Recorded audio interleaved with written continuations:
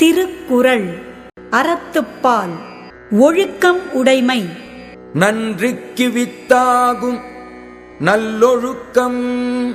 நன்றிக்கு வித்தாகும் நல்லொழுக்கம். நன்றிக்கு வித்தாகும் நல்லொழுக்கம். தீயொழுக்கம் என்றும் இடும்பை தரும். தீயொழுக்கம் என்றும் இடும்பை தரும். தீயொழுக்கம் என்றும் இடும்பை தரும். நல்லொழுக்கம் இன்பமான நல்வாழ்க்கைக்கு காரணமாக இருக்கும். தீயொழுக்கம் எப்போதும் துன்பத்தை கொடுக்கும்.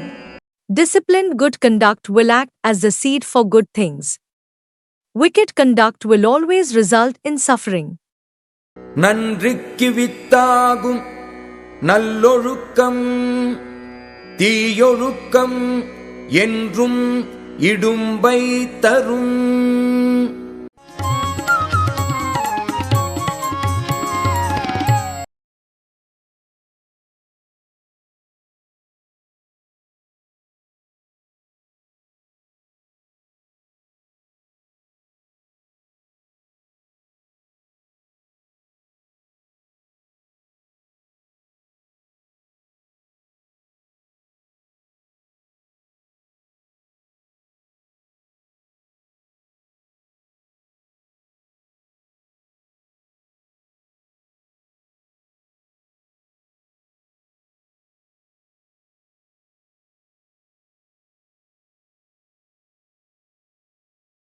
நன்றிக்கு வித்தாகும் நல்லொழுக்கம்.